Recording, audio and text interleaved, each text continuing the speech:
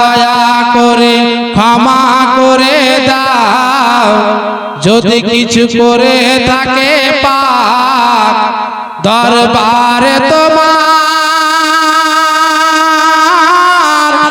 একই মুনাজাত। মায়ের কাছে হেঁকে দে বলবো মোরা আজ, জননী দাও পড়িয়ে সাজ, মাগো মাদ্রাসাতে পড়তে যাব। বেরাদারান মিল্লাত ইসলামিয়া, এই মাদ্রাসাতে শিক্ষা অর্জন করা হয়। আমার আপনার দয়ার নবী মুস্তাফা সাল্লাল্লাহু তাআলা আলাইহি ওয়াসাল্লাম যখন সাহাবা একরামকে কোনো উদ্দেশ্য নিয়ে বক্তব্য দিতেন, নবী আমার চাতক পাখির নয়, সাহাবা একরাম নবীর কথাগুলোকে শুনতেন। জোরে বলুন সুবহানাল্লাহ। আজ আমাদের মাদ্রাসাতে শিক্ষা দেওয়া হয়, মসজিদে বক্তব্য হয়, জালসাতে বক্তব্য হয়, কিন্তু আমরা নিজের গল্প করি। ইমাম সাহেব বক্তা সাহেব কি বললো আমরা কিছু বুঝতে পারলাম না। ধ্যানটাকে একদম বক্তা সাহেবের দিকে দিয়ে রাখবেন, তাহলে আপনি কিছু শিক্ষাটা পাবেন। যে কেউ বক্তা দুক না কেন, এটা একটা শিক্ষার জায়গা। আপনার যদি কিছু জানার বিষয় থাকে এই জায়গাতে খুলে আম বক্তব্য হয়, আলোচনা করা হয়, আপনারা আমাদের শিক্ষা হয়।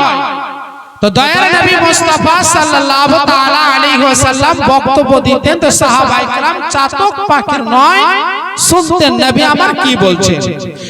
এ বেরাদারান মিল্লাত ইসলামিয়া, একদিন আমার আপনার দয়ার নবী মুস্তাফা সাল্লাল্লাহু তাআলা আলাইহি ওয়াসাল্লাম একদিন সাহাবায়ে কেরামদের নিয়ে আপনার বক্তব্য দিচ্ছেন।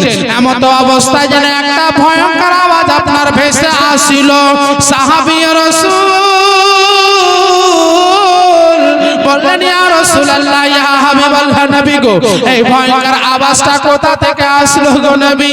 আমার মায়ের নবী দয়ার নবী বললেন, ও সাহাবায়ে কেরাম শুনো, আজ থেকে 1400 বছর পূর্বে, আজ থেকে আপনার ৭০ বছর পূর্বে জাহান্নামের দিকে আপনার একখানা পাথরকে চালানো হয়েছিল, আর ৭০ বছর পর গিয়ে সেই পাথরখানা আপনার নিচতলায় গিয়ে ঠেকিল। এই কথা দ্বারা আমরা বুঝতে পারলাম আল্লাহর নবীকে আল্লাহ পাক ইলমে গায়ব দান করেছেন।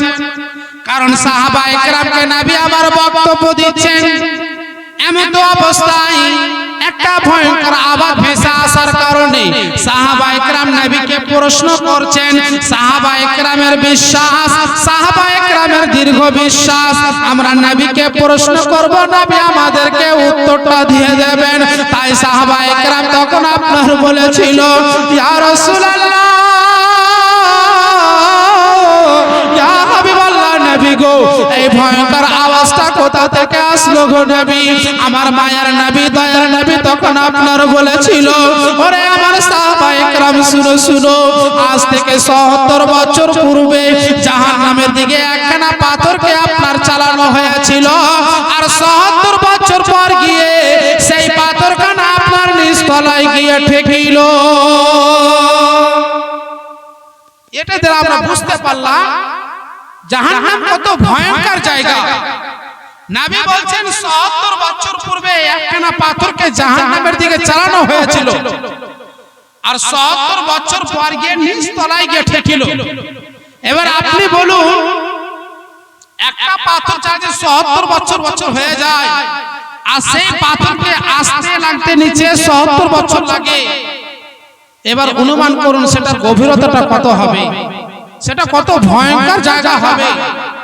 আল্লাহ পাক পবিত্র কালাম পাকের মধ্যে বলেন, ওয়াকুদুহান নাস ওয়াল হিজারা, জাহান্নামের আহার হবে একমাত্র এই আদম সন্তান আর পাথর। নারে তাকবীর, না